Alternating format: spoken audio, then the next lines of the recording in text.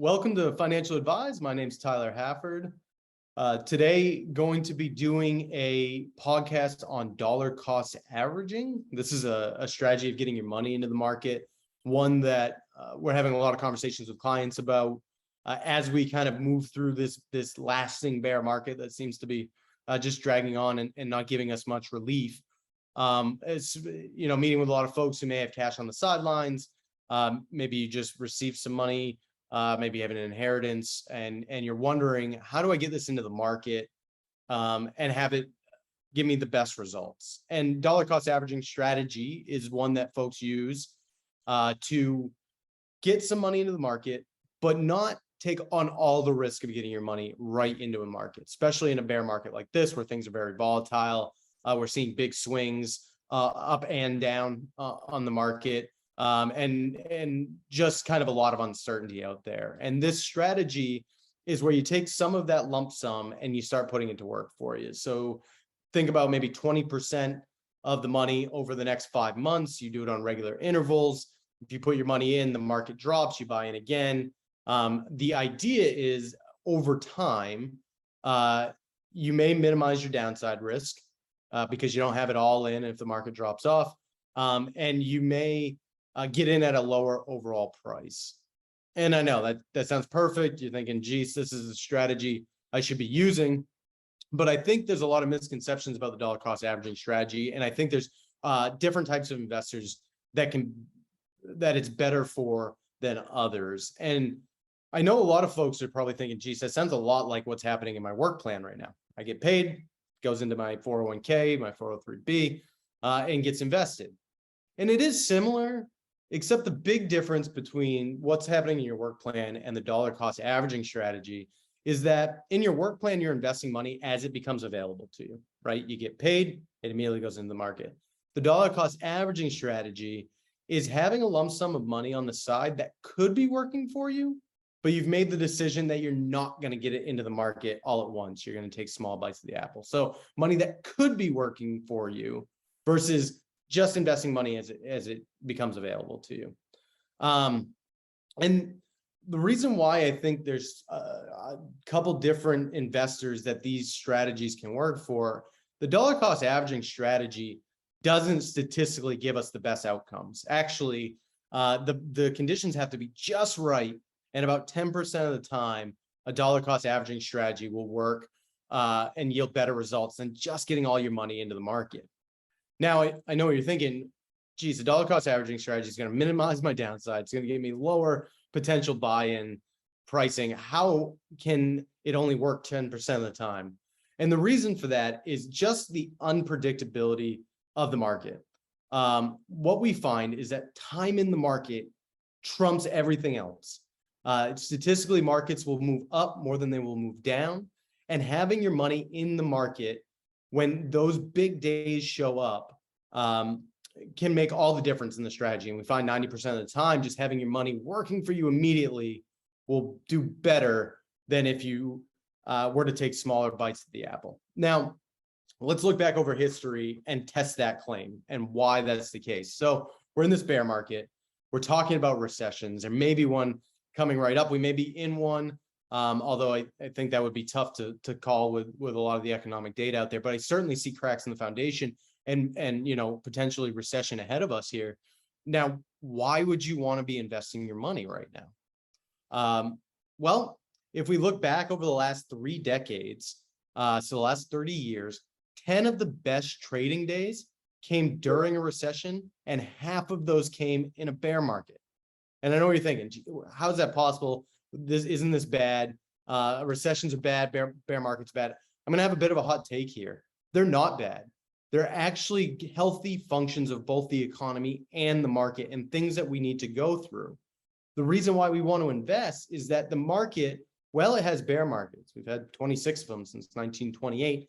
We've also had 27 bear markets since 1928. And those bull markets since 1928. And those bull markets are much longer and much more robust than the downtimes that we have during bear markets. And the S&P only gives us a certain amount of days of big gains. and we don't know when they're coming. And if you're doing a dollar cost averaging strategy, you may miss them. And why that's really, really important is that if we look over the last 15 years, so not the last 3 decades, but over the last 15 years, if you were not invested during the top 10 days of the market, your returns would be cut in half over those 15 years. Just 10 days if you missed them, or if maybe you were dollar cost averaging in and you only had 20% of your money in while those 10 days showed up, your returns would be cut in half. That works out to only missing one good day every 18 months, right? It'd be very easy to miss if we were taking little bites of the apple. Now, let's look at the last 15 years and say, all right, what happens if you missed the 30 best days? So we have 15 years, you've been investing, but you missed 30 of the best days, for whatever reason the money wasn't in the market. Your return over that period of time would be negative. Time in the market will always win. And historically, that's shown us to be true. And that's the big difference here between the dollar cost averaging strategy and getting your money in lump sum is 90% of the time, you're going to do better in a strategy where you just get your money working for you.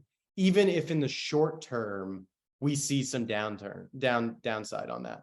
And let's not pretend like getting all your money into the market all at once doesn't come with some risk, right? We could put our money in, market could fall 10%, your money is just immediately going to drop. And if you're the type of investor where that's going to cause you panic, it's going to cause you pause, it's going to make you want to take your money out of the market, or you just want to stop, kind of investing in the future, then getting all your money in all at once is not the strategy for you, right? You are probably that investor who would really benefit from a dollar cost averaging strategy because you get 20% in, the market dips again, you get some more in. It's a little easier to stomach the volatility when all of your money doesn't just drop off a cliff in the meantime. But what you're risking on that, right, is what if you got all your money in the market and it went straight up? Now only 20% of your money is benefiting from that market rally and the rest of it's sitting on the sideline. And I'll go back to it. Statistically, what you see is that the market goes up more than it goes down. So stats are in your favor for having the money in the market all at once. I'm going to let you in on a little secret. Market's going to go up and the market's going to go down regardless of when you put your money in.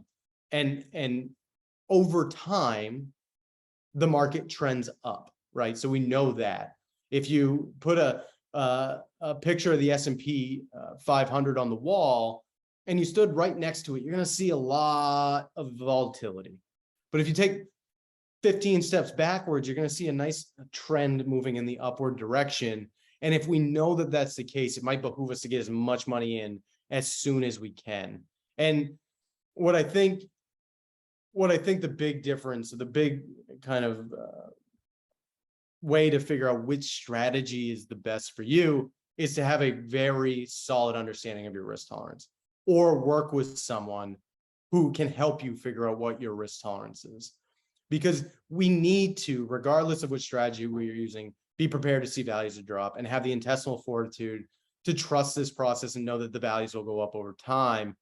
But if you are the type of investor where that can really throw you off track just to have an immediate downside, then the dollar cost averaging strategy is going to be the better one. But if you have the capacity for risk and you can stomach a little bit of this volatility in the short term, maybe your horizon is 5, 10, 15, 20 years down the road, time in the market's going to yield you the best results. And it might be much better for you just kind of to put your money in, step away from your investment account, not look at it, especially through periods in the market like this. We are seeing a lot of volatility, a lot of negative sentiment, a lot of cloudy skies ahead where it seems very doom and gloom. Just to step away and come back and check it, 6, 8, 9, 12 months down the road, and see how things are going. And again, if your time frame is 5, 10, 15 years down the road, making decisions that aren't going to be impacted by what happens over the next 6 to 18 months, and trust the process that when you look back in 5 years, you're going to be really happy you got money in the market. So I don't want this podcast to be a complete negative on dollar cost averaging. I think that strategy works in a lot of cases for a lot of folks. But if you came to me today and said, what's statistically going to give me the better outcomes, 90% of the time getting your money into the market and allowing the market to do what it does will benefit you in the long run. So I hope everyone out there is weathering this bear market and being able to stomach it. I know those days when you're checking your account, it is very difficult to remember that the market will go up over time. If you are kind of battling yourself on whether you want to stick with it or not, go back and listen to the bear market podcast where we kind of talk about statistics around bear markets and why it is so important to keep your money in the market. But I think those stats I gave earlier in the show about the best trading days through certain periods of time in the market can make all the difference for you. And you don't want to miss those, especially in these bear markets, because all of the gains of the year could come in a period of time when you least expect them. So keeping your money in will always kind of be the best strategy for you. And remember to be an investor, right? Look over the long term and don't be a trader. Very difficult to trade markets like this. You have to be looking at it every single day, have a very strong understanding of things like technicals, and it is not for your average investor. So be an investor, be a long-term investor, look down the road and know that these periods of time are going to come. They're healthy functions of the market. We have to go through them, but the good times are ahead of us, and those markets are much longer and much more robust. Thank you, everybody, for listening today. Please leave any comments below, like, share. Love to hear your takes on dollar cost averaging. Maybe you're out there thinking, geez, I would, hate to invest at a peak than miss a bottom. Tell me about it. Would love to hear your thoughts. And maybe you're thinking, geez, I'm with you, Tyler, shoving all my money in. I can stomach the short term for the long term gains. But love to hear it. Please leave it below. Any questions, find my information on penobscotfa.com. Thanks, guys. Hope you have a great weekend. The foregoing content reflects the opinions of Penobscot Financial Advisors and is subject to change at any time without notice. Content provided herein is for informational purposes only and should not be used or construed as investment advice or a recommendation regarding the purchase or sale of any security. There is no guarantee that the statements, opinions, or forecasts provided herein will prove to be correct. Thank you.